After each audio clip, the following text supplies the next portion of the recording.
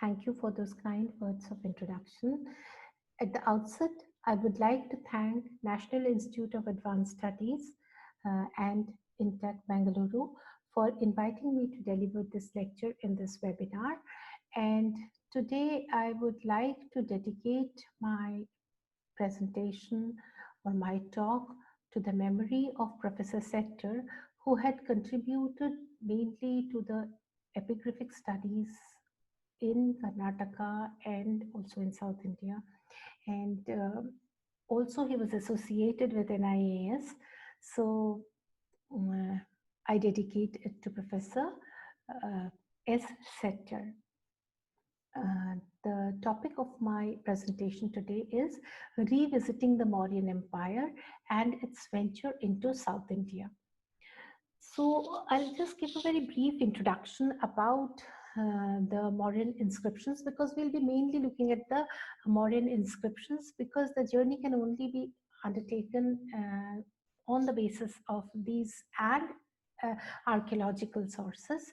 So South India already had a megalithic culture which was there coexisting with the early historic features, and suddenly we start getting inscriptions, and Ashoka was the first to issue inscriptions uniformly throughout the subcontinent, right from Afghanistan to Karnataka. So here is a map on your screen which shows the distribution of the Ashokan edicts right from Afghanistan to Karnataka and Andhra Pradesh in southern part of the subcontinent, and in the west we have Girnar in the Gujarat Kathiawar region, and then finally in the east we have Dhali and Jaugarh in Odisha. So here you can see Dhali and Jaugarh. So this is the kind of the distribution which we are getting, and about the Ashokan inscriptions, very briefly, those who are not well conversed with the epigraphic material, let me just tell you that they are unique in character because they have the same or similar text which are duplicated. So like it's kind of photocopies of royal orders which have been sent everywhere. So there was a certain scheme which Ashoka had undertaken, and he was just trying to send it from the center to the locale, that's the site where it was to be engraved. And the style and content of the inscriptions are also very unusual. You know, here these are proclamation of the emperor's moral and religious sentiment, and also these are exhortatory in character, and he's speaking in first person to his subjects. So, and something very unique is the use of multiple languages and multiple dialects and multiple scripts as well. So this multilingual strategy probably he had taken from the Achaemenid Empire. So the inspiration came from there. So broadly, the Ashokan inscriptions can be divided into two categories. First is the rock edict category, that is those engraved on rocks, and the second is those engraved on the pillars. This is a simple categorization, though it's further complex, because among the inscriptions which are engraved on rocks, we have major rock edicts, that is a set of 14 documents which were engraved together, and there are similar texts which are also called separate edicts, which we don't find in this set of 14, but there are two different sets, two separate edicts which are engraved as an addendum to the major rock edicts. So they are called separate edicts, and the other name for that is Kalinga edicts, but we'll discuss it later.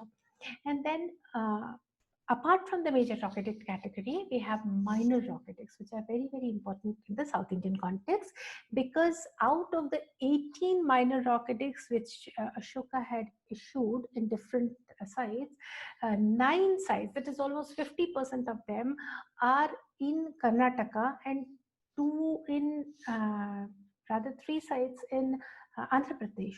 So most of it is in the southern part of the subcontinent, which is very, very important. And the second important thing is that minor rock edicts are 2 in number, that is minor rock edict 1 and minor rock edict 2. Minor rock edict 1 is engraved, is found from Delhi till southern part of the subcontinent and not in the northwestern part. That's beyond Delhi to the upwards towards the north. We do not find any minor rock edict. But minor rock edict 2 was specifically only and only issued for the southern part of the subcontinent. So it's only for the peninsular south, which is again very important. Apart from the major and the minor rock edicts, we also have cave inscriptions. So cave inscriptions are only found in Barabar and Nagarjuni hills. The Barabar inscriptions were issued by Ashok, which were donative in character. Donated caves were donated to the Ajivika sites. And Dasharatha, who was his grandson, also donated caves to the Ajivikas, and we get his inscriptions in the Nagarjuna caves, Nagarjuni caves, that's just beside the Barabar. So these are in Bihar, so Gaya district, particularly Jehanabad. So these are the categories among the rock inscriptions. And whereas pillars are very important because they can be placed in a particular locality where you want, but the rock edicts will be engraved there where the rock is already existing. So for pillars you can have a choice of the specific position where you want it. But something very interesting is that by the pillars, Ashoka had actually defined his metropolitan, because it was only encircling his metropolitan area, whereas the major rock edicts scheme, we will see during the course of this presentation that the major rock edicts were engraved on the borders of his empire. So they defined his empire, basically extent of his empire, and the minor rock edicts were randomly done everywhere. So among all these, the pillar edicts are also divided into major and the minor pillar edicts. So the earliest ones to be issued among all the inscriptions are the minor rock edicts. So the first scheme which he had undertaken for engraving was the whole idea came when he started engraving the minor rock edicts.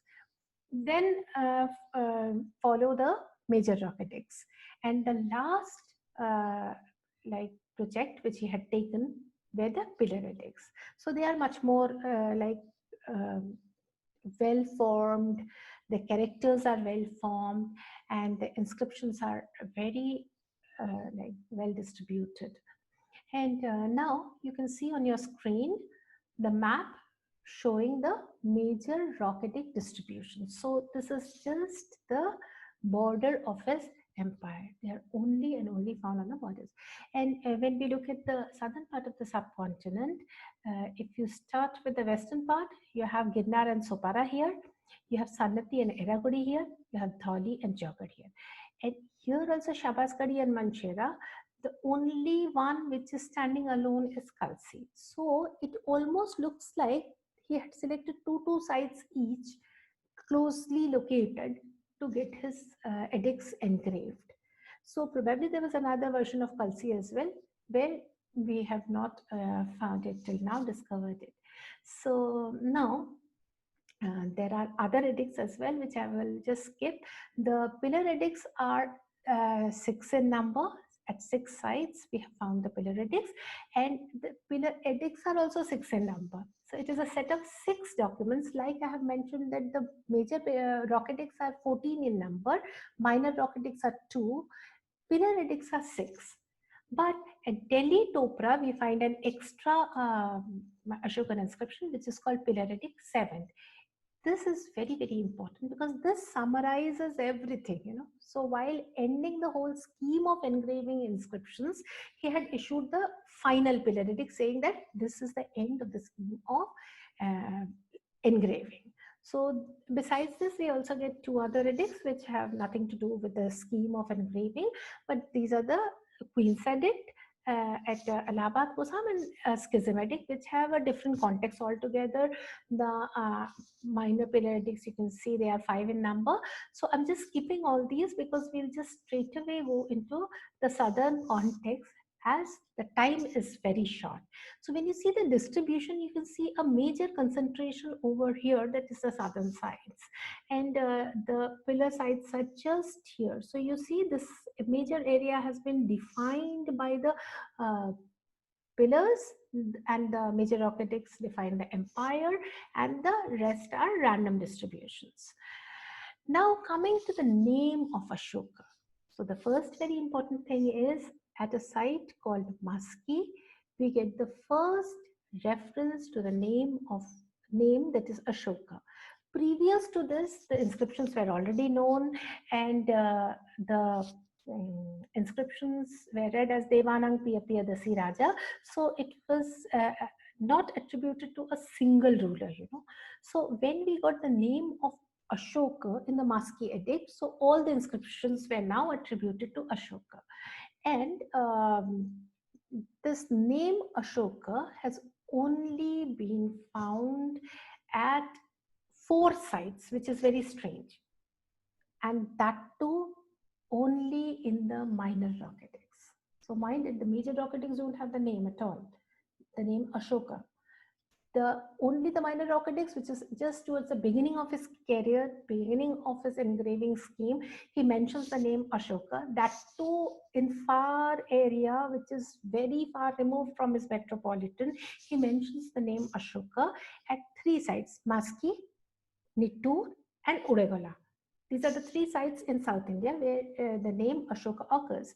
And besides this, there is another place where the name is mentioned, that's Gujarat in Madhya Pradesh. So it is very, very strange that why do we find this name only at 4 sites compared to the other which are more than 180. So at Pangurhariya, that is in Madhya Pradesh, we get a very distinct information from an inscription which says Piyadasi Nam Raja. That is, the name of the ruler is Piyadasi. And we know that all the inscriptions have Devanang Piya Piyadasi Raja. So his proper name was Piyadasi, and Ashoka was another name which was also used by the ruler. Now, taking another source, that is Buddha Kosha, he mentions that the Prince Piyadasi assumed the title Ashoka at the time of his coronation. Buddha Kosha source is a little later, but of course, we do not know the authenticity of the statement, but he mentions categorically that the Prince Piyadasi assumed this name Ashoka at the time of his coronation. So if we believe that, then during the time of his coronation, he assumed it, he used it, but then he just thought of not doing it any further. So in the initial inscriptions only he had used it. So these inscriptions which mention the name Ashoka might be considered as one of the earliest ones. And then he decided to stick with his original name, that is Piyadasi, and all the Ashokan inscriptions have the name because they mention Devanang Piya Piyadasi Raja. Now, something very interesting to substantiate this, to corroborate this, comes from the Nagarjuni Hills, that is the inscription issued by Dasharatha, his grandson. They also read Devanang Piya, then finally they don't read Piyadasi. They don't have Piyadasi. Piyadasi is not a title hence. Directly comes Dasalathena, that is Devanang Piya Dasaratha. Similarly, in Ashoka's inscription is Devanang Piya Piyadasi. Now finally, from this I'll move on to another aspect in South India particularly, that all the minor Rockedic sites are almost in twins.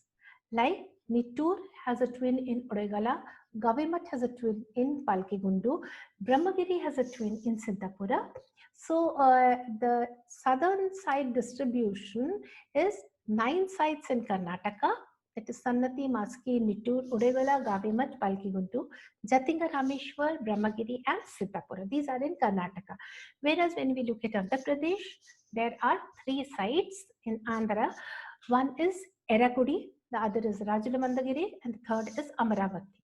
Now you can see on your screen that Sannati and Eragudi have been put in red because at Sannati and Eragudi we get major Rockedics. At Sannati we only get major Rockedics. At Eragudi we get major Rockedics as well as minor Rockedics. So this is the scheme, and rest all the sites have only minor Rockedics.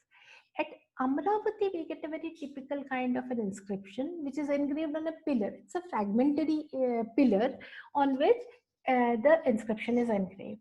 But the content of the inscription is not that of a pillar. So pillar edit, it's not a general pillar edit content, but it is engraved on a pillar. Now you can see the location of the sites. They are a major, like you can say, a cluster of sites. Their concentration is here, and the Sanati edict is somewhere here. This is Eragudi. So we can see the major distribution of all the minor Rockedic sites, and above this Bahapur is Delhi basically. To the north of Delhi you do not find any minor Rockedic, whereas the major concentration is here, which is again very, very important. Now let me mention another very important thing. As I have mentioned, that minor Rock Edict 1 and minor Rock Edict 2 come together only in South India. So at times they are in two different stones, and at times they come together. So minor Rock Edict can be divided into two categories. The place where you get minor Rock Edict 1 only. At places you get minor Rock Edict 1 in a separate rock, minor Rock Edict 2 in a separate rock. There are sites where you get minor Rock Edict 1 and minor Rock Edict 2 in a combined form. So the third category is the latest version, when already 1 and 2 were issued, and the work of combining them was also done. So let's visit the Maski site of Maski. This is the Ashokan inscription. You can see me in front of the Ashokan inscription, and here in the very first line you have the name of Ashoka, Devanang Piya Ashoka. So now the minor Rock Edict 1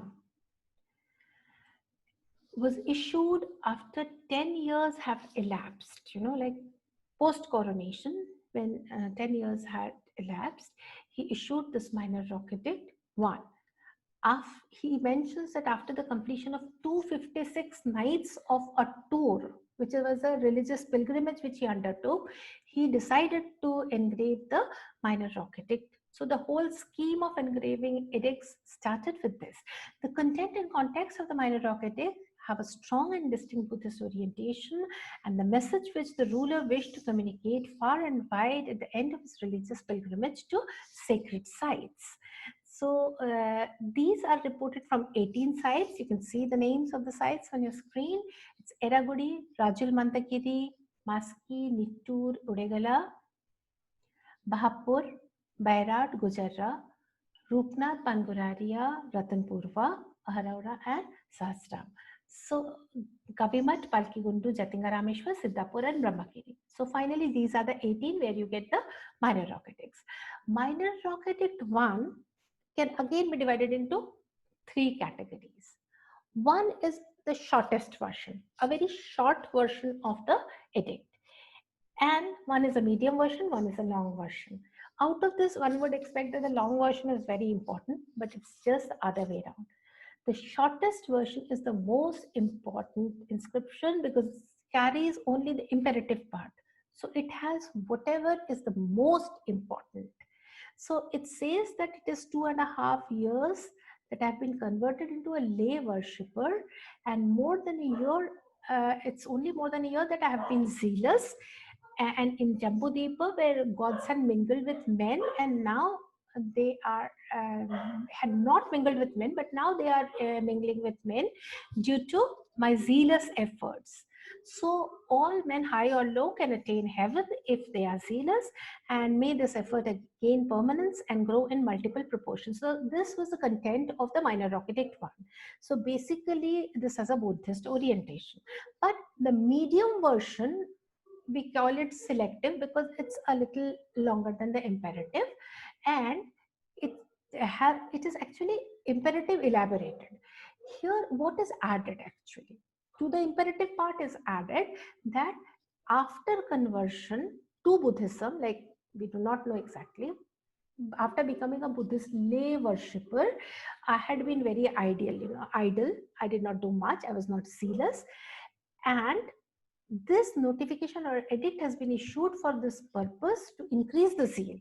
So this message should be conveyed to people of the Anta, that is to the frontier people. It should be conveyed.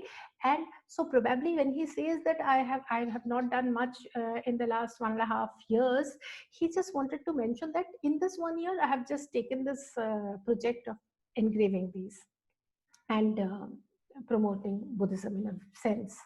So, and they should be communicated to the Anta, that is to his frontier, so that the people staying outside his frontier may know about the ruler.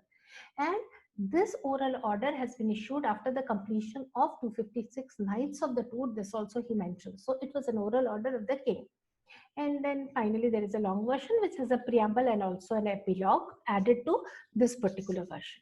Now Minor Rocket Act 2, which is an addendum to Minor Rocket Act 1, it's more imperative and instructive in character. So Minor Rocket Act 2 has two parts. Firstly, it says that how it has to be executed. So the scheme of things which already Ashoka has decided, how it will be executed and how it will be transmitted in this whole administrative hierarchy by following a certain hierarchy has been mentioned. Secondly, what is to be told and done. This is again a very important thing. So he's communicating to the people in the hierarchy that what exactly is to be told and what exactly is to be done. So this is a written order as well as a verbal order to the administrative officers almost. So because South India was far removed from the metropolitan, so this was not required in North India, which was close to metropolitan. But this particular order, a written order and a verbal order, was very important. How to execute things and what should be followed and what should be done was done only and only for southern part of his territory. Now, there is no Buddhist affiliation as such in this edicts. The Minor Rocket Act 2. 4 categories to whom the order should be passed are Brahmanas, the elephant riders, Hastyarohas, the Karanakas, that is the scribes, and the Yugacharyas, that is the drivers of chariots or the drivers carrying loads. So this is the mobile group to which actually the order has been mentioned. So they are the people who should be in the know-how of things. And then Brahmanas, Acharyas and Antavasins have been mentioned. With them were associated their people whom they were to instruct. So how will you instruct? It is mentioned, you should instruct your pupil, that is Brahmanas should instruct your pupil in accordance with what is the ancient usage and custom. So that is, you should do whatever is the Purana Prakriti in the region. So the word used is Purana Prakriti. So that is the usages and customs of that region. So it is an organized effort to create a group of literates who could have been employed in the service of the empire. So South India was very far from the Mauryan metropolitan, and they were introducing a new language, that is Prakrit, to South India, and a whole new kind of an administrative system order. So it was very important to have a group, core group of administrative officials. They should have been in charge of record keeping as well. So creating a local set of officers was an administrative priority for the southern territory, which was quite far from the metropolitan. That the Brahmana and the Acharyas were sent from north, and when not a part of that society is reflected in the statement that what is to be taught to the apprentices, that is the Antevasins. What will you teach exactly has been communicated. So of course, this becomes very clear that the apprentices will be from the local. And about Purana Prakriti and communicators, ancient uses and customs is the word, that is Purana Prakriti. This is a kind of a two-way interaction between the group which is communicating with the localites. So it's not a one-way. And similarly, the orator or the narrator of the edict who would read it out aloud, probably a Rajavachanika, he would have been a local person because he has to interpret it into the local language, because practice is not the language of the south. So this was a new language which was introduced. Now we will move to the site of Maski, which is in Lingsur Taluk, Raichur district, Karnataka. You can see the site here. and the few photographs of the site, some close-up views of the site. You can just enter it after climbing a few steps. And this is the Ashokan inscription, and here is the name in the first line, Ashoka, as I've already shown. This is the edict. And now from Maski, I will just a quick reference to this, that the Maski edict was found by C. Beeden, who was searching for gold in this whole region of Maski, and this edict was a chance discovery. So this region was very famous for gold at that time. So in 1915, Beeden found this inscription. And now from here, we'll move to the site of Sannati, which is by the on the banks of river Bhima, and just located very close to the site of Kanaganahalli. And it's in the district of Gulbarga or Kalburgi in Karnataka. And you can see it's a freestanding stone on which the inscription is engraved, and it's unique because it's a major rhotic, number one. Secondly, it also has the separate rhotics. Till now, before the Sannati edicts were discovered, the separate edicts were also known as Kalinga edicts because they had been only found in Kalinga, that is Dhauli and Jawgad.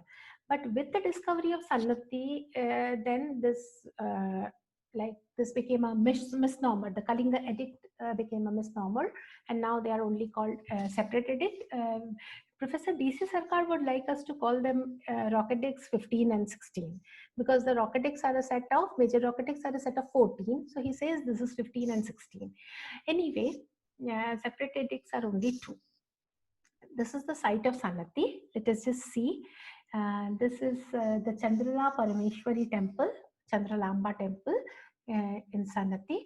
And just when we went for our field work, we found that on the banks of river Bhima, a sculpture was lying in the temple campus, broken in a few parts. So we just assembled it, and it was a beautiful sculpture of a goddess, a Kalika, Mahakalika. And it is mentioned in previous works that Ashokan inscription was found just underneath this particular goddess, the idol. And very quickly, I'll show you that once the roof of the temple collapsed, a portion of the roof of the temple collapsed, and it just destroyed one of the sculpture. One of the hands got broken, and eventually one of the devotees came and donated this icon, a new fresh one, and this was removed. And when this was removed, the Ashokan inscription was found like beneath here. So the hinge of the sculpture was actually placed in the Ashokan inscription because it was a dressed stone, and the people, when they were erecting this goddess in the sanctum sanctoral, they thought that they need a stone to just get it steady. And they just got a dressed stone in the form of a Ashokan inscription, which was lying here and there probably, and they just brought it, and the goddess was just erected. And when we look at the temple complex, inside the temple, we get a similar goddess here, which is much earlier than the one we are discussing, but with similar features. You know, this is a part of a Saptamatrika. This is probably Indrani, goddess Indrani, because you have an elephant and a female who is giving birth to a child. So these are the typical sculptural features of goddess Indrani. And so we have 3 generations of goddess. This is the one which was replaced after taking out the sculpture under discussion. So there are 3 generations of goddess: the first one, the second one, and the third, the latest one, which is now worshipped inside the temple. So now from Sannati, we move on to the site of Kanaganahalli, which is actually in the greater Sannati complex itself.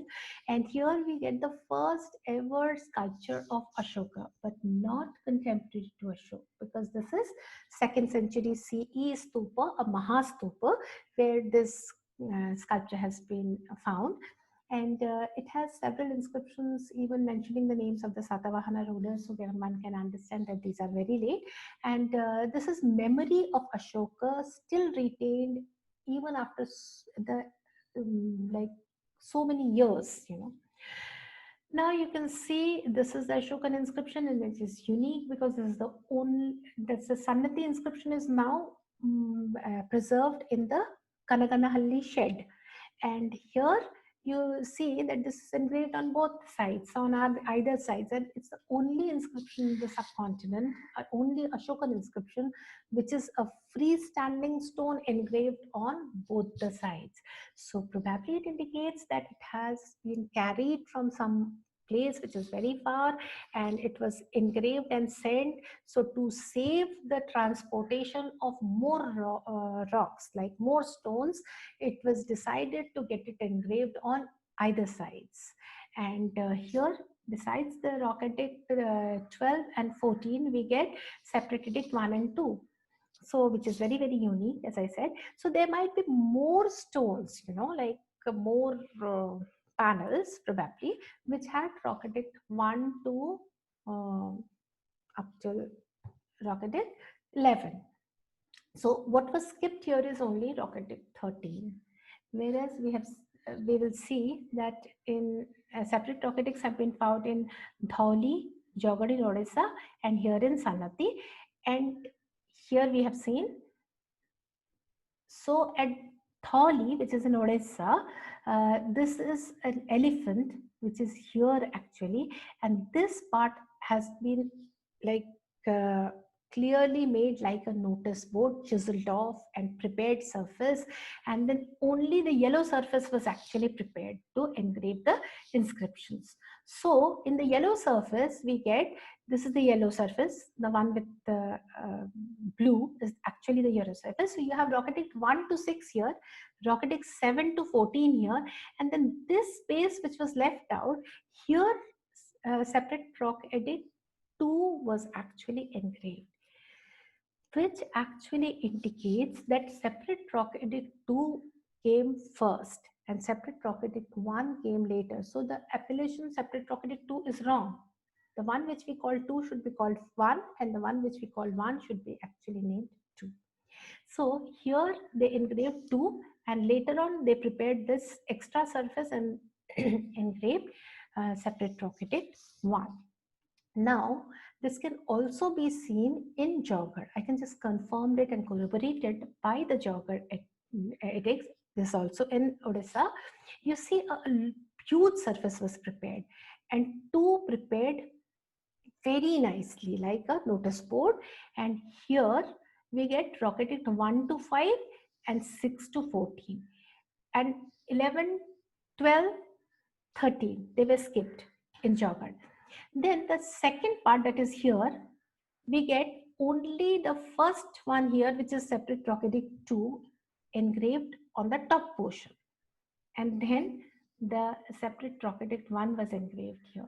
So definitely this came first, then this, and the rest of the place portion was actually left for future communications to come.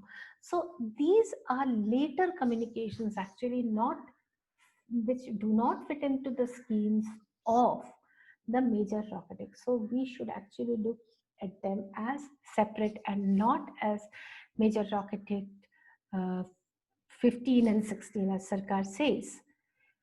Now, moving to Nittur. Now again going to Karnataka, from here in Ballari district we get 2 separate rocks. As I had mentioned earlier, Nittur and Udegola are the twin sites where we get minor rock edicts. So minor rock edict 1, minor rock edict 2 are engraved separately in 2 different boulders. These are the 2 boulders, and something very interesting is that you can see it on the foothills.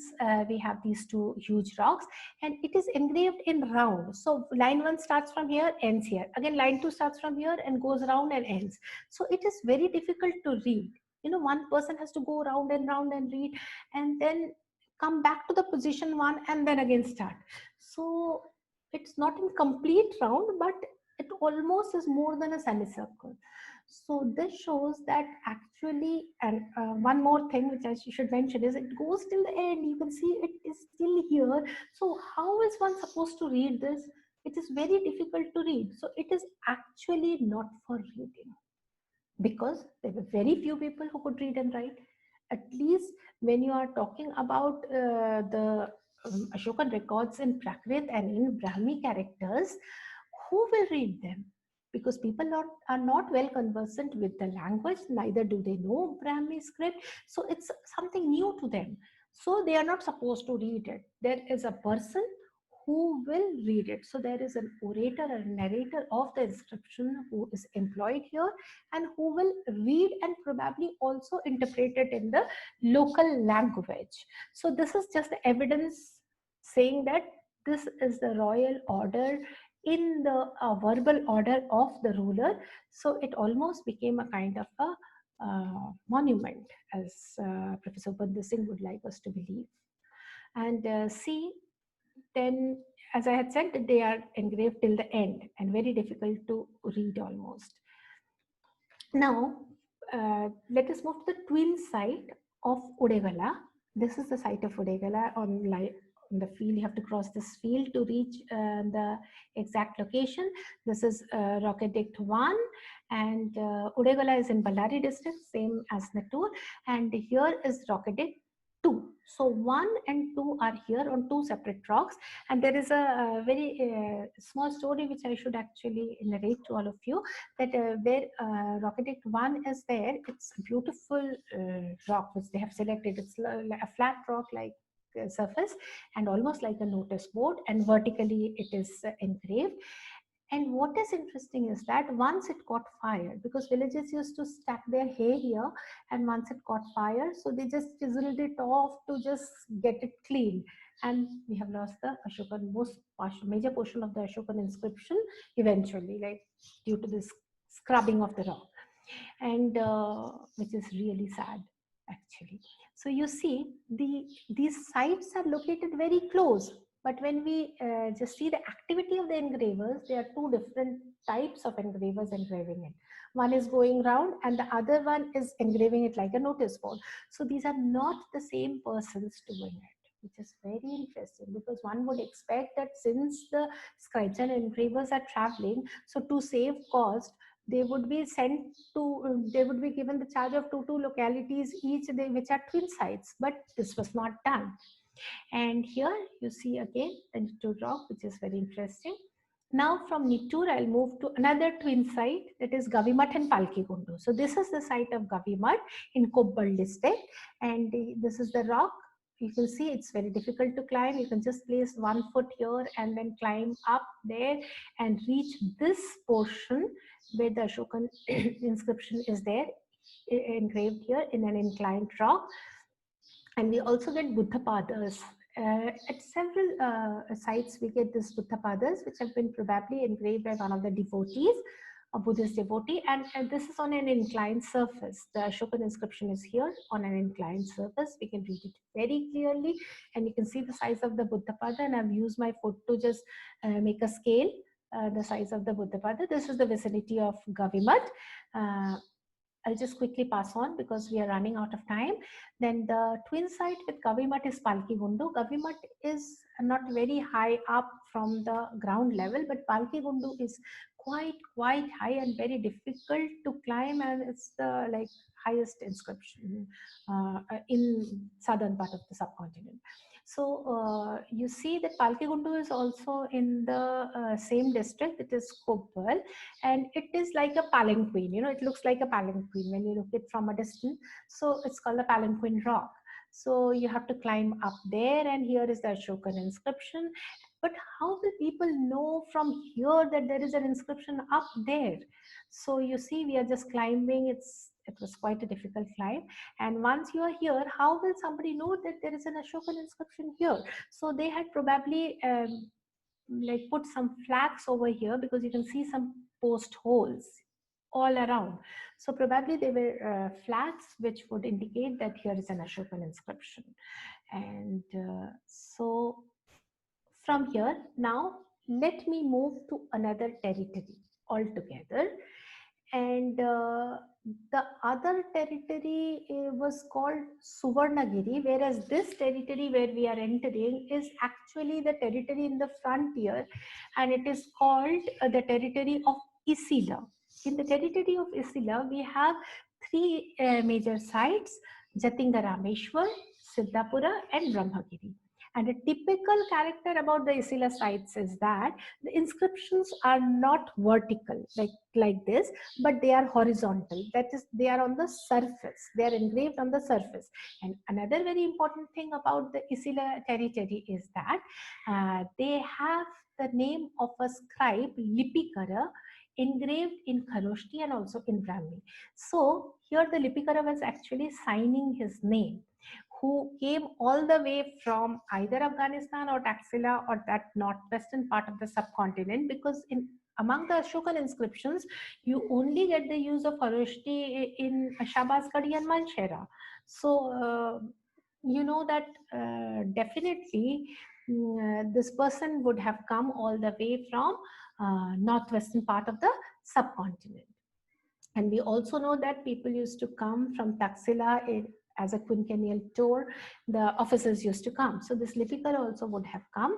And he is instructing the people, you know, like he says that there is a, you can say, prologue to the inscription where he says that the Mahamatras at Isila should be greeted, then you should ask them good health and then communicate that Devanang Piya Piyadasi Raja says thus, then the order follows.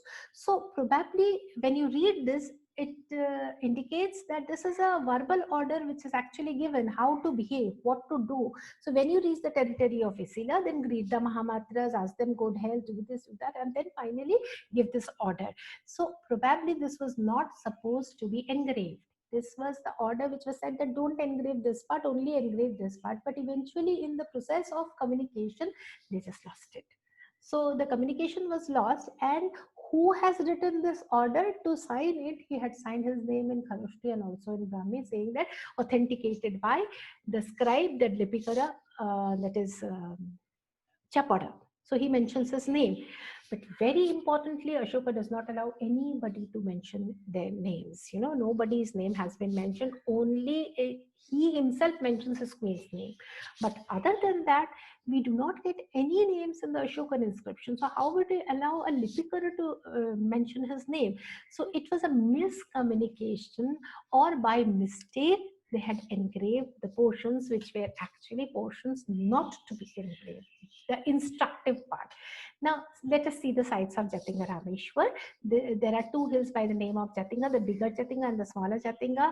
The Jatinga hill gets its name from Jatayu, whose wings had actually fallen here. There's a myth actually. The portion which you see, it's engraved on the surface, as I had told, on the ground. And the portion you can see here is the Kharoshti letters. Here, again, I've put the Kharoshti letters, which reads Chapadena.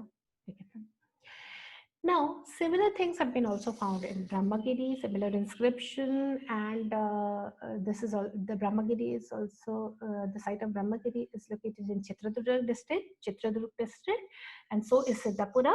And this is the site. You can have the view of it. This is the wonderful inscription engraved very, very neatly on a big rock, and it's called Mantra Gundu and Akshara Gundu because people used to wash this rock to gain good health. So there are several myths associated with it.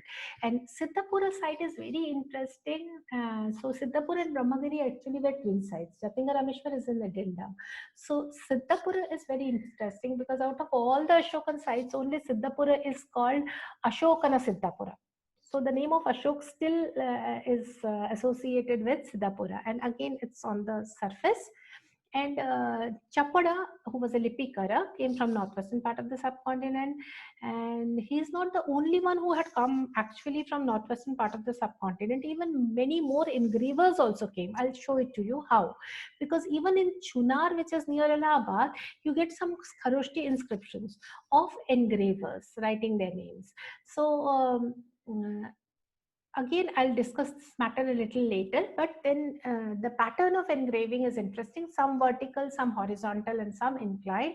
And the horizontal ones are in Palkegundu, Rajul Mandagiri, Siddhapura, and Jatingarameshwar. So this is again, and also in Brahmagiri. Brahmagiri is a little inclined surface, but still we can consider it as also as horizontal. And the vertical, this is the vertical. These are verticals, all of them engraving. This is horizontal and this is inclined, what we call inclined actually. So now from here, let us move to Andhra Pradesh. We have seen almost all the sites of Karnataka by now. Now let us move to Andhra Pradesh, that is Eragudi. And the site of Eragudi is very interesting because here we get minor rocketics as well as major rocketics. And so you can see here that this is the minor rocket. Very quickly, I'll just browse through things because now the time is almost over. And here is the minor rocket 1 and 2 combined, which has been engraved, and rest of the major rocketics are engraved all over, so randomly, like they are not sequentially engraved. So minor rocket 1 and 2, the engravers made a major mistake, because the scribes and engraves are two different groups altogether. The scribe sends his document written on a talpatra or a bhujapatra, that is birch bark, or a palm leaf manuscript, or on a cloth, and that will be copied by the engravers on the stone by using their chisels and hammers. So here we see that the engravers may or may not be literate. So here in case of Eragudi, you see that one line in the draft, that is the scribe's document, actually consists of two lines in the engraving of the rock. So line 1 and line 2 are line 1 of the draft, which they were actually copying. And here two people are working from two ends trying to come and meet at the center. So once they had finished one portion, then they had to decide that how will they do the second line. So they were expert engravers. So their supervisor would have left to Rajul Mandagiri maybe to supervise. And by that time they finished line 1 and they wanted to engrave line 2. So they did not know where to start from right to left or left to right. Since they had arrived from northwestern part of the subcontinent, according to them, the norm was to engrave from right to left. So they started doing it the other way around, and that's why all the blue lines are right to left, all the yellow lines are left to right. So they start with this, but they finally end up doing the other way around. So the whole inscription is not Boast of Eden. So this shows the pattern. So by the time the supervisor came back and told them, oh, you are doing a mistake, they had already engraved almost the whole of the inscription. So, and the red ones you see, those are the portions which they have, which when they are doing it from two ends and meeting, there are certain things which are left. So when they were doing this particular line, both were coming from two ends, and when they met here, then 4 letters were still to be engraved, 4 or 5. So they just did it here. So it's very interesting kind. So we have just solved the Eragudi puzzle by this. And quickly, I'll just go to Rajul Mandagiri. The site of Rajul Mandagiri has a minor rocketick only, whereas Eragudi has all the major as well. So this is the Ashokan inscription here, and a beautiful inscription. So before ending, let me just mention one thing, that in Andhra Pradesh we also have Amravati. I've also talked about Amravati, which is an fragmentary pillar. But the context is this. Sorry.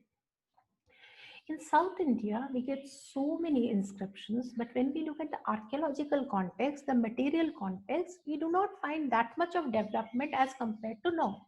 So the Mauryan Empire was only and only extracting things from the south and not looking after the development.